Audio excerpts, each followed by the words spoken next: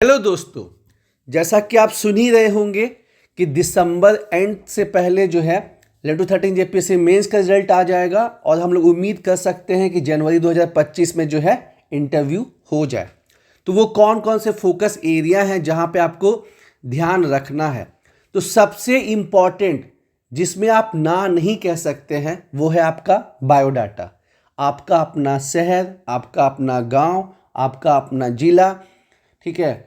आपके ज़िले में जो है कितना ब्लॉक है और वहाँ पे जो है कितना सब डिवीज़न है, कौन बीडीओ है, कौन आपका एसडीएम है, आपके एरिया के एमएलए कौन है, एमपी कौन है, डीसी कौन है, एसपी कौन है, ये सब पोस्ट का आपको जानकारी होना चाहिए।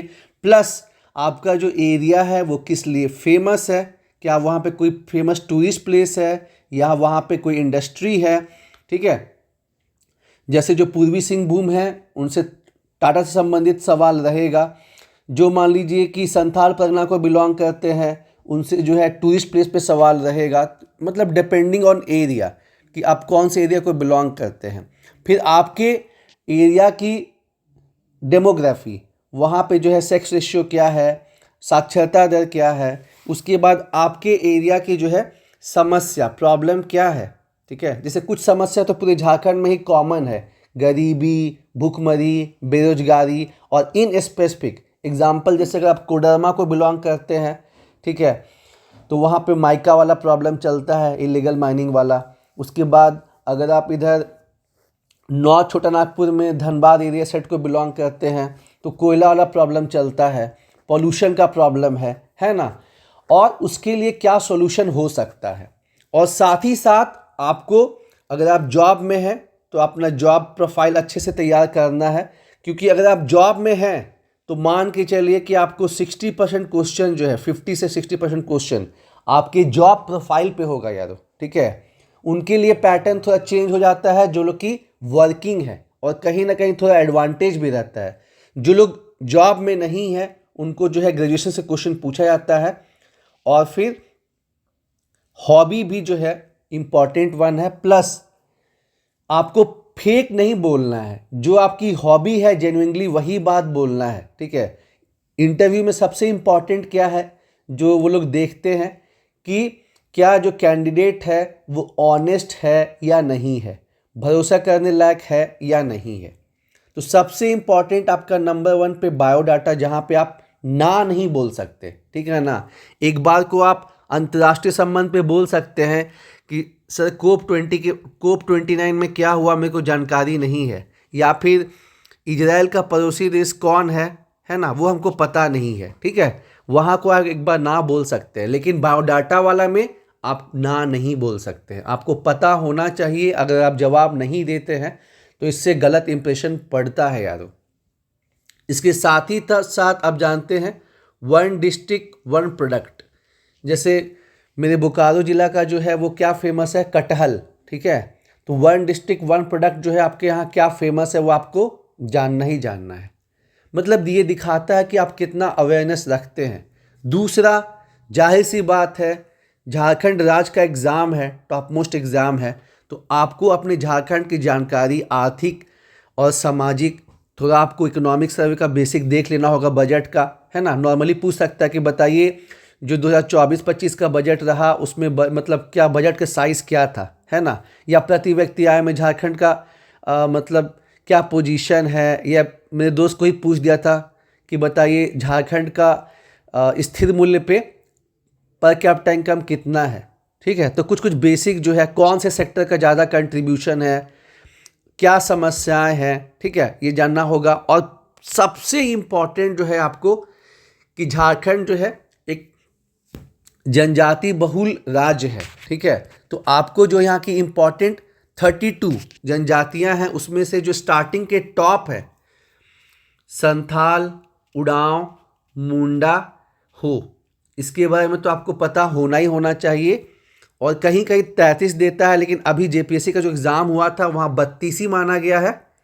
और 10 को अब और पार्लियामेंट से अप्रूवल मिल चुका है यार, 10 को और अप्रूवल मिल चुका है, लेकिन अभी वो नोटिफाइड नहीं हुआ है। और 8 जो है आदिम जनजातियां हैं। और जाहिर सी बात है कि अगर जनजातियां हैं तो जनजाति से संबंधित जो भी आपको स्कीम है, ठीक है, वो आपको जानना है। जैसे अभी केंद्र सरकार ने उन्नति भारत अभियान जो है वो चालू किया है, पीएम जनमन चालू किया है, ठीक है। उसके बाद अगर हम बात करें तो आपको जो है वन अधिकार अधिनियम हो गया, पेशा हो गया, ठीक है।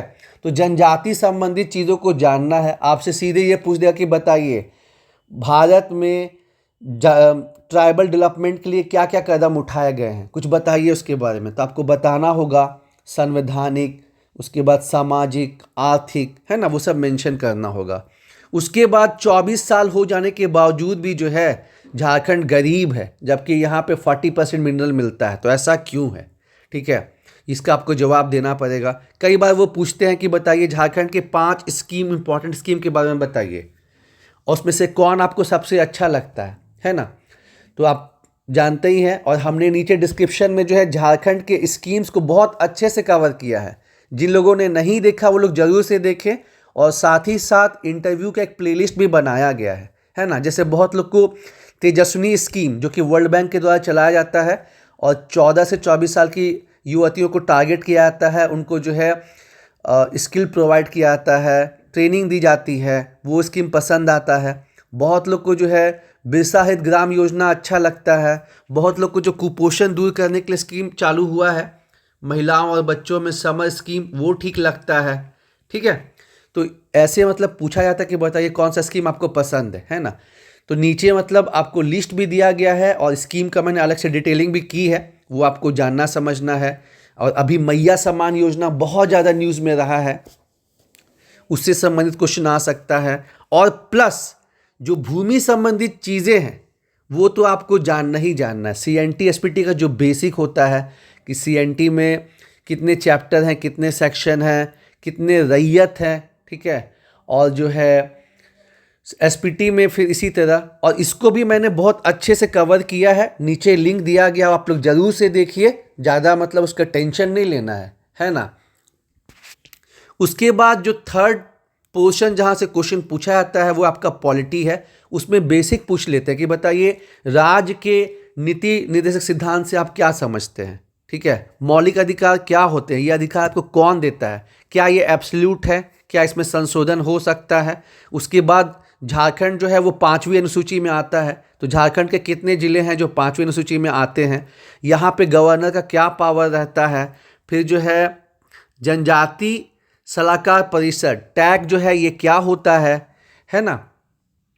प्रेसिडेंट रूल के बारे में बताइए। उसके बाद झारखंड संबंधित कि झारखंड में जो है कितनी बार राष्ट्रपति शासन लगा है, ठीक है।